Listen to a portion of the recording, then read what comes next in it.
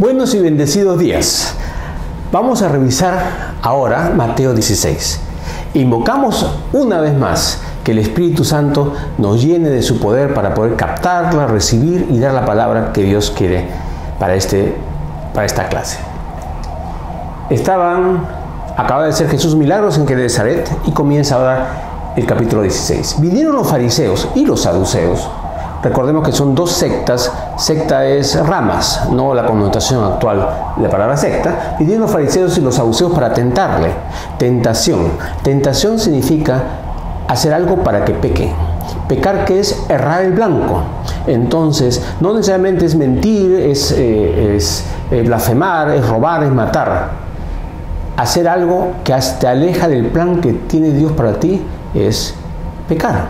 Esa es la definición de pecado. Tentarte es alejarte de el objetivo que Dios tiene para ti, para que caigas y no cumples todo lo que Dios tiene planeado para tu vida. Vinieron los fariseos y los saduceos para tentarle y le pidieron que les mostrase señal del cielo. Mas él respondiendo le dijo: cuando anochece, decís buen tiempo porque el cielo tiene arreboles, y por la mañana hoy habrá tempestad porque tiene arreboles el cielo nublado. Hipócritas, que sabéis distinguir el aspecto del cielo, mas la señal de los tiempos no podéis. La generación mala y adúltera demanda señal, pero señal no le será dada, sino la señal del profeta Jonás, y dejándolos se fue. Está diciéndoles que ellos han aprendido del tiempo, de la ciencia, va a llover, no va a llover, las circunstancias. Se han fijado y han aprendido, y lo saben hacer. La palabra de Dios y el Antiguo Testamento declara cómo iba a ser el Cristo, qué características va a tener, que iba a morir, cuándo iba a morir. Era en la época justo que murió Jesús, está anunciado en Daniel 9, la profecía de las 70 semanas. Pero estas personas quieren las cosas como quieren. El problema del religioso es que se cumplan sus dogmas. La misión del espiritual es que se cumpla la palabra que Dios te da. Parece lo mismo, pero no es lo mismo. El espiritual dice Dios sabe, el religioso dice yo creo que es así o asá. Y lo cumple, pero no es lo que Dios quiere. Ese es el punto claro. Y la generación mala y adulta demanda señal, pero señal no les será dada. Habla que el profeta Jonás estuvo 3 días en el vientre de la ballena y Jesús iba a estar 3 días como la muerte. El simbolismo de la muerte de Jonás por 3 días en el vientre de gran pez versus los 3 días en la tumba de Jesús. Pero no lo entendieron, pero Jesús lo dijo. Y siempre Jesús hace cosas y habla que después se van a cumplir. Versículo 5. Llegando sus discípulos al otro lado, se habían olvidado de traer pan. Al otro lado del lago se refiere. Y Jesús les dijo: mirad, guardaos de la levadura de los fariseos y de los saduceos. Ellos habían cometido un error. Jesús no estaba hablando de eso, sino hablando de otra cosa. Y sintieron culpa. Y cuando sienten culpa, empiezan a elucubrar y a hacer un montón de cosas, en vez de aclarar el punto primero. Dice, ellos pensaban dentro de sí, diciendo, esto dice porque no trajimos pan. Empezaron a suponer. Y entendiéndolo Jesús, o sea, en el Espíritu, dijo, ¿por qué pensáis dentro de vosotros, hombres de poca fe, que no tenéis pan? ¿Cómo que no tenéis pan? No tenían pan. ¿Pero pensáis que no tenéis pan? O sea, y viene ahora, ¿no entendéis aún, ni os acordáis de los 5 panes entre 5.000 hombres, en Mateo 14? ¿Y cuántas recogisteis? Que fueron 12. Ni los 7 panes entre 4.000, en Mateo 15. ¿Y cuántas canastas recogisteis? 7. ¿Cómo es que no entendéis que no fue por el pan que os dije que os guardaseis de la levadura de los fariseos y los saduceos? Entonces entendieron que no les había dicho que se guardasen de la levadura del pan, sino de la doctrina de los fariseos y los saduceos. Jesús le dijo, ustedes habéis visto que cuando hay necesidad, Dios provee. Dios provee. Han visto milagros y ustedes siguen pensando que no tenéis pan, que no tienen lo que necesitan. Haz lo que yo te pido, dice el Señor, y yo voy a suplir tus necesidades. Y lo de la levadura se explicó cuando la parábola de la levadura previamente, que el reino de los cielos es semejante a una mujer que tiene 3 medidas de harina y pone levadura y deja que la levadura leude la masa hasta que toda la masa está leudada. Está diciendo que cuando entra Dios en nosotros, dejemos que actúe en todos los rincones de nuestro ser hasta lo último, para que tengamos una masa plena y salga un pan excelente. Cuando dejamos zonas sin que entre la levadura, esa zona es pan duro, pan agrio, pan que no es agradable ni es útil y enferma. Acá está diciendo que Dios tiene una levadura, que es su palabra, su poder, su amor. Y el enemigo tiene su levadura, la levadura de los fariseos y los saduceos. ¿Qué hace? Corromper la levadura del mundo. ¿Qué levadura dejas entrar en tu vida? Porque esa levadura que entra es la que leuda tu masa. Y luego esa masa va a dar un pan. ¿Qué pan quieres dar tú? ¿Me entendieron? Eso es lo que está explicando ahora Jesús. Seguimos. Viniendo Jesús a la región de Cesarea de Filipo, versículo 13, preguntó a sus discípulos diciendo: ¿quién dicen los hombres que es el Hijo del Hombre? ¿Quién dicen la gente que soy yo, el Hijo del Hombre? Él se llamaba el Hijo del Hombre. Ellos dijeron, unos Juan el Bautista, otros Elías, otros Jeremías o alguno de los profetas. Los apóstoles y la gente en cierta forma pensaba un poco en la reencarnación. Había entrado esa doctrina de la reencarnación. Inclusive cuando preguntaron, ¿quién pecó, este o sus padres, para que le venga esta ceguera de nacimiento? Para que haya pecado este hombre significaba que algo había hecho, como un karma. Había esa doctrina pululando por ahí, que venía de Oriente. Y Jesús le dijo, pues ni este ni nadie, ¿no? Encima, Juan el Bautista había muerto y como que había reencarnado mientras estaba Jesús vivo, sin sentido. Pero la gente empezó a hablar sin ir a la fuente, que es la palabra. Y Jesús él le dijo, vosotros, ¿quién decís que soy yo?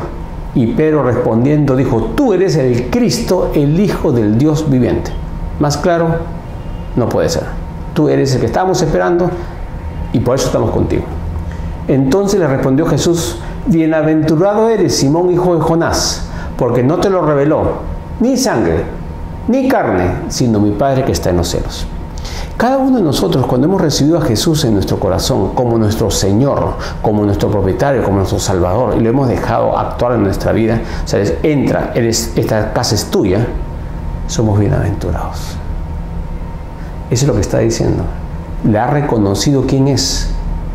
Y no nos ha revelado la carne, sino Dios mismo en nosotros. Nosotros tenemos también esa bienaventuranza en nosotros. Y yo también te digo, dice en el siguiente versículo, tú eres Pedro, Petros, y sobre esta roca, Petra, fundaré mi iglesia. La roca de la iglesia no puede ser un canto rodado. Petro significa canto rodado. Petra significa la gran piedra fundamental. Jesús es la piedra fundamental.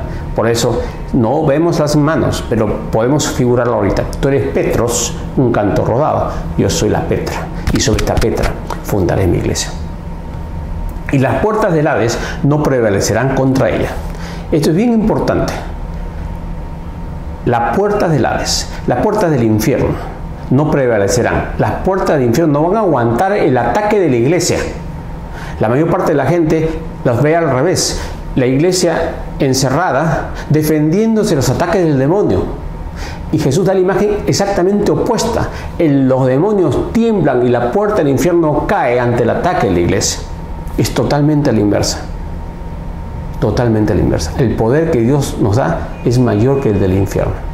Y regresamos ahora a canto rodado.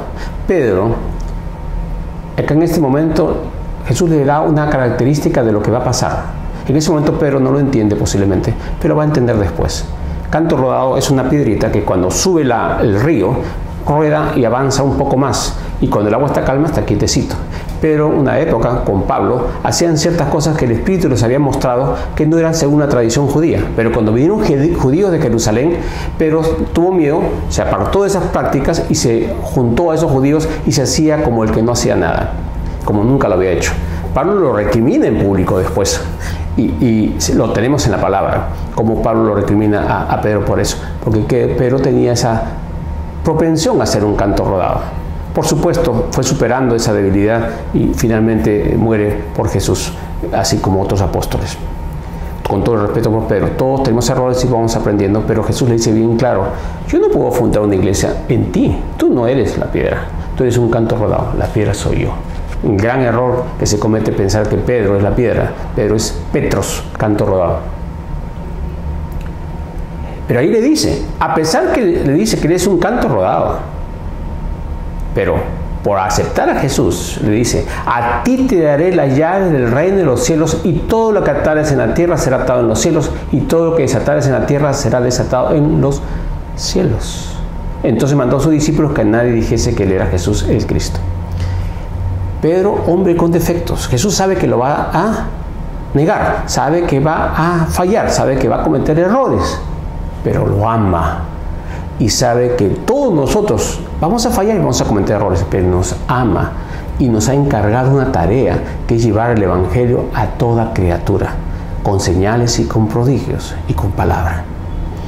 El Señor sabe nuevamente nuestros errores, pero aún así nos da las llaves de los cielos. Se lo dio a Pedro y nos da a nosotros cuando oramos y cambian las cosas y se producen milagros en nombre del Señor. Cuando estamos actuando en su nombre, no mencionando su nombre, sino en su nombre, siendo sus albaceas, sus representantes, haciendo y cumpliendo el plan que Él ha trazado para nosotros como hijos, hermanos y parte de su cuerpo, entonces tenemos el mismo poder que Dios le otorgó a Pedro. Porque ese poder no es por nombre, es por herencia. Somos hijos adoptados por el Espíritu del Padre.